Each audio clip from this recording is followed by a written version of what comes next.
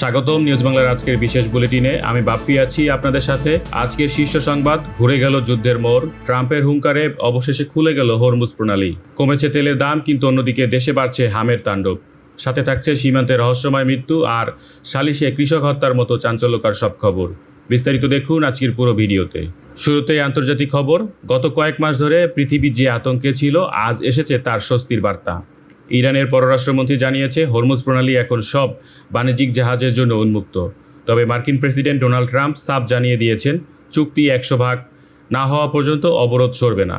এর মানে লড়াই পুরোপুরি থামেনি। মজার ব্যাপার হলো, এই শান্তি আলোচনায় নেপথ্যে কোনো বড় দেশ নয়, কাজ করছে আমাদের প্রতিবেশী দেশ পাকিস্তান। ব্রিটিশ সংবাদ মাধ্যম গার্ডিয়ান বলছে, পাক সেনাপ্রধান আসিম মুনির সরাসরি ট্রাম্প আর ইরানের সাথে বার্তা আদান প্রদান করছেন।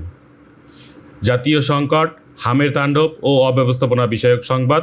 দেশের খবর এখন রাজনীতির মতো শঙ্কা, একদিকে অসুখ, অন্যদিকে আমাদের অব্যবস্থাপনা যেন সব গিলে খাচ্ছে। গত এক মাসে দেশে হামের উপসর্গ নিয়ে মারা গেছেন 174 জন। আজই নতুন করে প্রাণ গেছে 5টি শিশুর।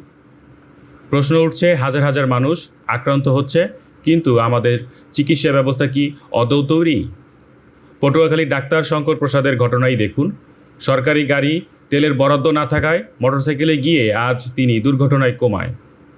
আমাদের চিকিৎসকরাই যদি নিরাপদ না থাকে, তবে সাধারণ মানুষ যাবে কোথায়? দেশে অপরাধ ও সমাজ ব্যবস্থাপনা, সালিশে হত্যা ও সীমান্তের রহস্য। সমাজের মায়া মমতা কি কমে গেছে?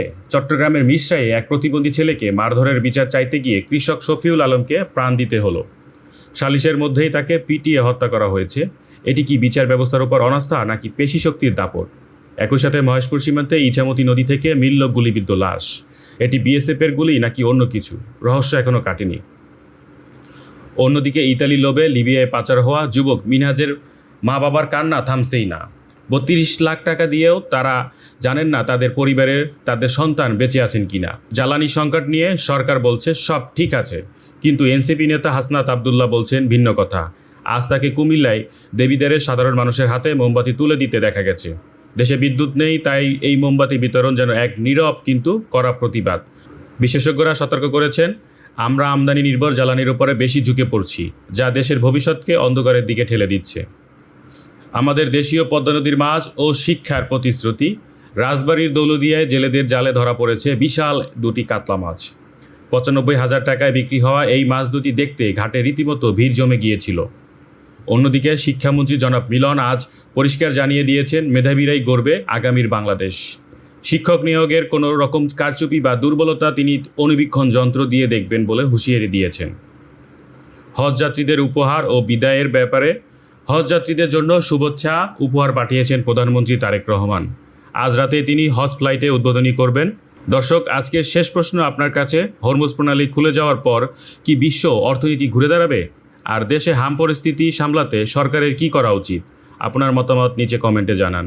ভিডিওটি ভালো লাগলে লাইক দিন এবং নিউজ বাংলার সাথে থাকতে সাবস্ক্রাইব করুন। ভালো থাকুন, সুস্থ থাকুন।